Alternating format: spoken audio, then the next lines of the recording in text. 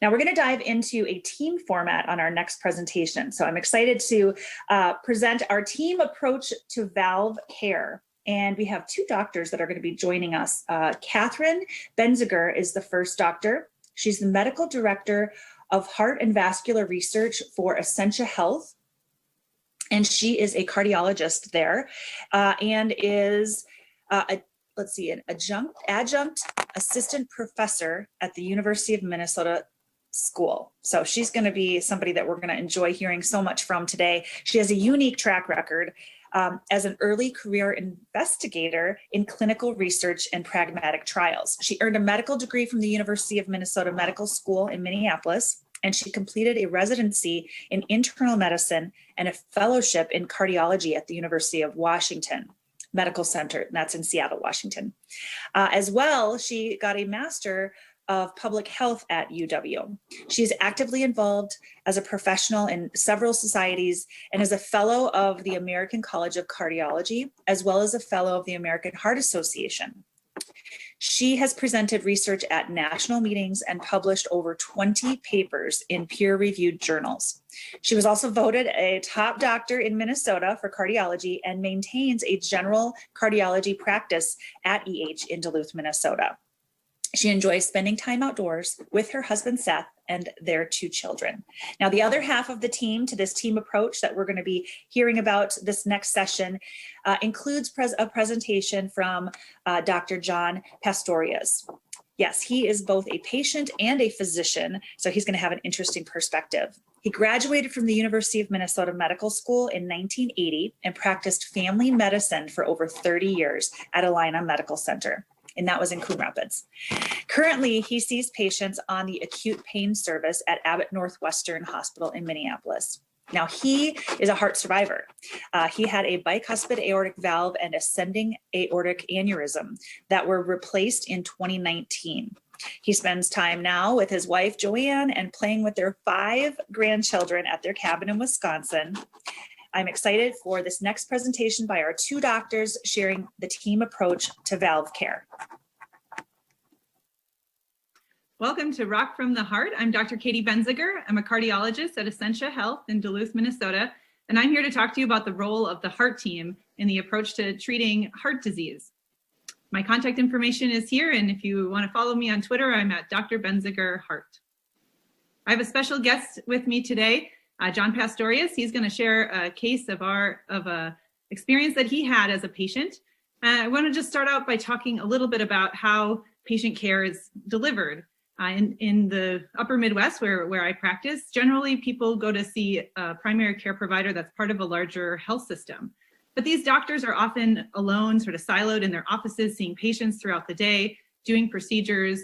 And often the care can be fragmented and there can be a lot of disruptions in terms of patients' experience because the doctors are all kind of working in silos.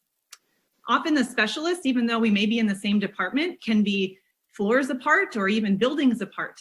And so we don't see each other on a regular basis, and we don't get a chance to talk to each other as much as we probably should. We send a lot of messages over the computer, and it can be often a day or two before people get back to us. And so previously to developing this heart team approach, there was really not a single unified team that would, or a reason kind of everyone would come together to discuss patients and figure out what the best course of treatment was for that patient and kind of have a patient-centered approach. And so that is what the heart team aimed to do. And it was started, less than 10 years ago because of the need for patients to have more input in terms of what are the optimal treatments for them with the rise of more complex procedures. So I want to take the time to invite John to share his story of a patient. This is not his valve, but this is a representative of what he has and probably many of you. So go ahead, John. Why don't you share with us kind of your experience being a patient? Okay, thank you, Katie. From all my years of growing up, I never recall anyone ever telling me that I had a heart murmur. I just thought I was fine like everyone else. When I'm a family physician, and when I got into medical school, the 3M company graciously provided me with a complimentary stethoscope that I could finally listen to people's hearts with, including my own. And so I listened a few times, and it was kind of cool for a few seconds. But after a few times of doing it and not hearing any murmur or anything, it kind of got boring. So I never listened to my heart again for the next 25 years. And so over the years, I knew my blood pressure was slowly going up. Both of my parents had high blood pressure, so I figured I was eventually going to have it. And then when I was about 51 years old, my daughter was in her first year of nursing school, and her homework assignment was to check 25 blood pressures. Well, mom and dad were easy targets, so she checked my blood pressure and said, "Dad, why is your blood pressure 150 over 100? As a doctor, I knew it should be less than 140 over 90. So for years, I had used the term borderline high blood pressure, but that made me realize I had crossed the border from borderline to really having high blood pressure, or sometimes we call it hypertension. So then I went to see my family doctor for the first time in about 25 years, which was probably a mistake because I should have probably been having more periodic checkups. Our clinic and our insurance had what they call BFIT, or annual health fairs. So I was having my blood pressure checked periodically and my cholesterol and blood pressure. But in retrospect, if I had to do it again, I would have gone to see my regular doctor at least every 5 years to see if there's anything catching up on me. But anyways, so he listened to my heart, said, "John, has anyone ever told you that you have a heart murmur?" And I said, "No." And so I got started on high blood pressure medicine and went to see a cardiologist and to have my first echocardiogram. And the echocardiogram showed that I had mild aortic stenosis. So then after that, I would see the cardiologist every year. And then I had an echocardiogram every year for 3 years. And then since it wasn't changing much, it was but it was changing, but not very much. So then I went to every 2 years until about 5 years ago, when all of a sudden now in 2016, I was told that the aortic stenosis had gone from mild to moderate. The other thing I should mention that's going to be important later is that for many of us with the bicuspid aortic valves, there's frequently an associated problem with the aorta, which causes the aorta to enlarge, or we call it an aneurysm. So I also had an aortic aneurysm. And over the years, as my aortic stenosis got worse, my aorta got wider. So then in 2016, I was told it was moderate. So then I had to go back to every year echocardiograms. And then around Thanksgiving of 2017, I went for a run the day after Thanksgiving with my daughters. And normally I can run 2 or 3 miles, and maybe I'll walk 2 or 3 times for 20 or 30 seconds just to catch my breath. But on that particular day, I had to stop about 10 times, and we didn't even go a mile. So my daughter said, "Dad, you should see the cardiologist again." So I did. And now I was told that another echocardiogram. I was told that it was now moderate to severe, and that I would need to have my aortic valve replaced sometime in the next year or two. So a year went by, and if I had to do it again, I might have done this, should have probably had the surgery done sooner. I was slowly not being able to exercise as much. I particularly noticed it going upstairs. But who wants to volunteer to have a chest opening surgery if you don't really need it? So I successfully was putting it off, and then about another year later, so in fall of 2019, my daughter noticed that for years, one of my favorite games with my children and now with my grandchildren is to play I'm Going to Get You. And she noticed that my 3-year-old granddaughter could outrun and outlast Grandpa, who was a former marathon runner and played soccer till he was 60. So she said, "Dad, you're seeing the cardiologist again." So in I went, and the things were severe, and now they were severe. And because of the team approach between the cardiologist, he had already, when I went in to see him, he had already called and arranged for me to see the cardiovascular surgeon the appointment after his. So they had obviously talked about my case, but I hadn't been meeting with this cardiologist for several years. And so I was aware that there were three options. The TAVR, where they put the valve in through the artery, so you don't need to have your chest opened. But that, I was told, was usually for people in their 80s or 90s or have a lot of health problems, and having a chest opening surgery might pose a big risk for them. I was also told, though, that they're starting to do the TAVR more in lower risk people like myself, and that I could, if I wanted to, I could maybe become part of one of those studies. And I suspect that it may be a matter of time before they're doing it for people like myself. But as I said, I also had the aorta that was going to need to be replaced, which was requiring a chest opening surgery. And then we didn't know at the time, but they also evaluate people's coronary arteries to see if there's any blockages, because if you have a blockage, they need to have the chest open to do that. So that also would mean you don't have the TAVR, so you need the surgery. So fortunately, I didn't have any blocked arteries that needed replacement, but since I had the aneurysm that needed to be repaired, then my choice was the two surgical options. And the two surgical options are the mechanical valve, and I was told that they're also sometimes called the one and dones, meaning you only have to have the surgery once in your life. You never need to have the valve replaced again. The slight downside is that you need to take a blood thinner called Coumadin for the rest of your life. My line about Coumadin is, it's not the worst thing in the world to be on Coumadin, but it's not the best thing in the world to be on Coumadin. You need to go in every month to have your level checked. And if you end up somewhere along the way having a bad accident or a bad fall, you run the risk of having some internal bleeding, or if you get a bleeding ulcer from taking too many anti-inflammatory medicines like ibuprofen, then you can lose a lot of blood.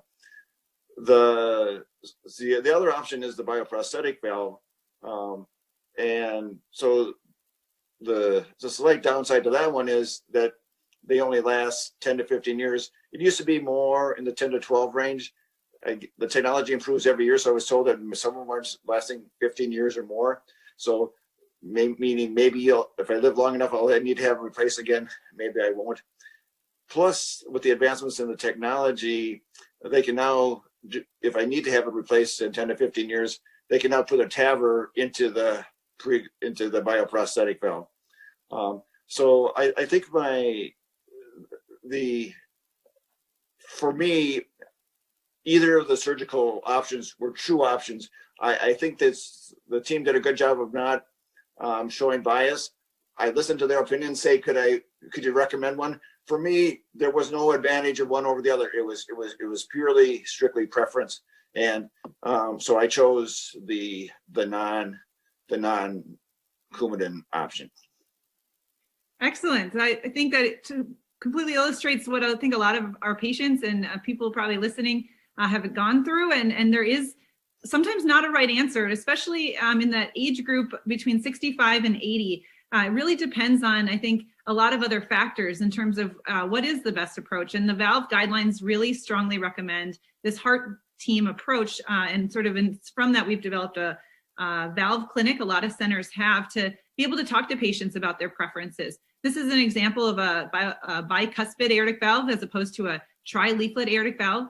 In a large autopsy series of over 20,000 patients, they were found to have about 293 patients who had this. So it's about 1.4% of the US population is born with this type of valve where there's only two leaflets. And often you'll hear a murmur at a younger age, and people will just think that that's normal. But what happens is, instead of developing aortic stenosis, where the valves get really thickened and calcified, as you can see on the left, later in the decades, like 70s and 80s or 90s, bicuspid aortic valves tend to cause problems sooner.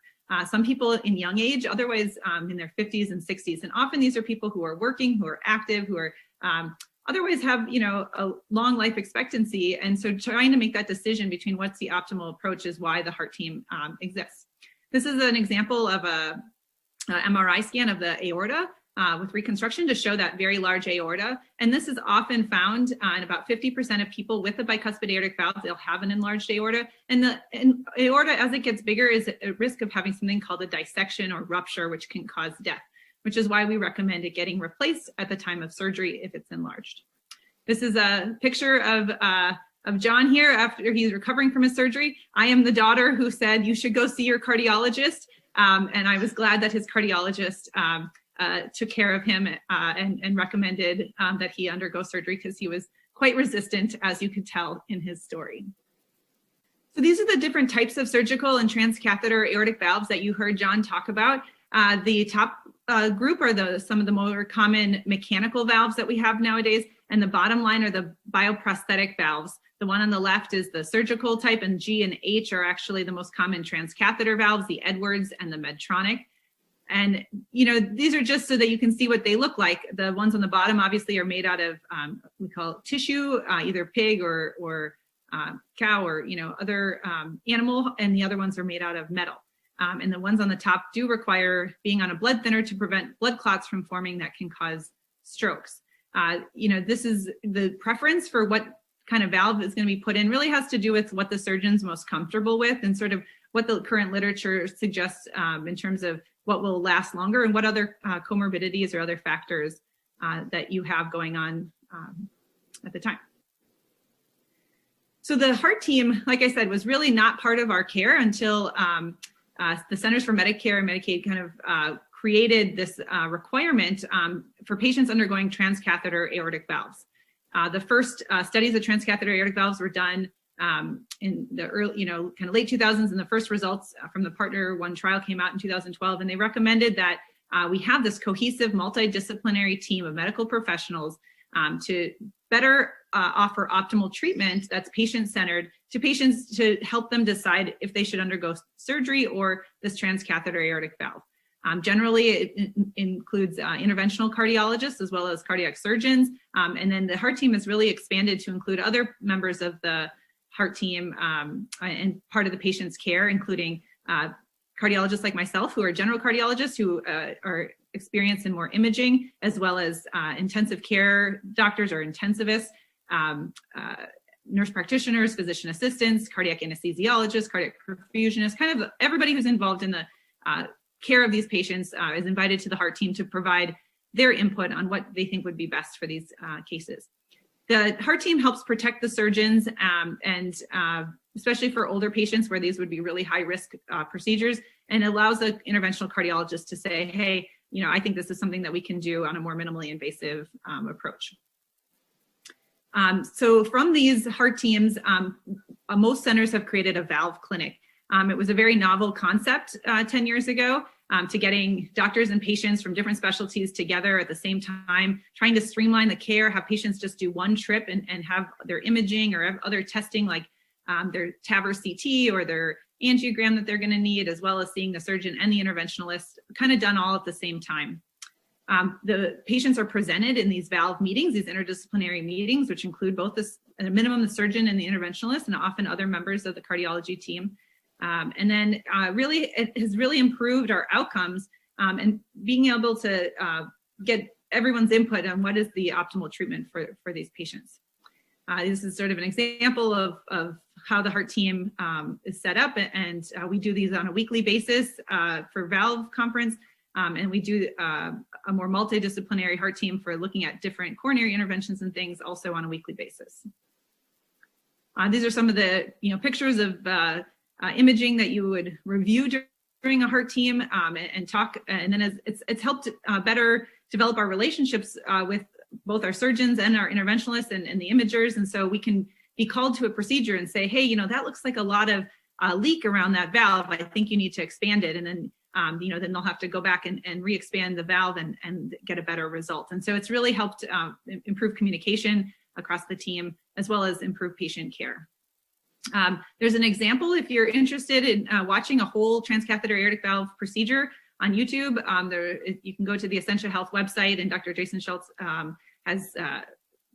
performs the whole surgery. This is what it looks like in the team for a patient undergoing a transcatheter aortic valve. Transcatheter aortic valves, like I said, have only been around for about a dozen years. We're still learning a lot about them. They are a good option for some patients, but not for everybody, as you heard from John's experience. So part of the reason that we have the heart team is to really be able to make sense of these complex algorithms that we have in medicine to help be able to provide the most optimal treatment for patients. So there are new valve guidelines, as well as these are guidelines from the European Society of Cardiology about the use of blood thinners and aspirin for people with valves. As you can tell, there's a lot on here, but there's just a lot of nuances that I think it's hard for patients to make sense of. And that's why I think you have your cardiologist and your heart team that can be able to best provide these recommendations per the guidelines and using a heart team to make sure that you're getting the right kind of valve that fits with your lifestyle. And so we've really benefited, I think, everybody, not just patients, but as professional cardiologists and as a health system from the heart team. And really hope that, that your center that you go to has this and has this as an option, because it really does, I think, improve, what's being offered. For example, if you don't have transcatheter aortic valves at your center, your surgeons are much more likely probably to take you to surgery and not offer you this option of a less invasive approach. Whereas if you are at a center that has the full heart team and all those specialties, then they'll have a more balanced discussion about what is really the best option. And it really begs sort of the question, why can't all the care be done this way? Unfortunately, with time, we don't often get brought together to be able to talk about patients as much as we should with the demands of seeing people every 15, 20 minutes, but it is really transformed the way we deliver cardiovascular care. Feel free to reach out to me if you have any questions about this, and thank you for listening.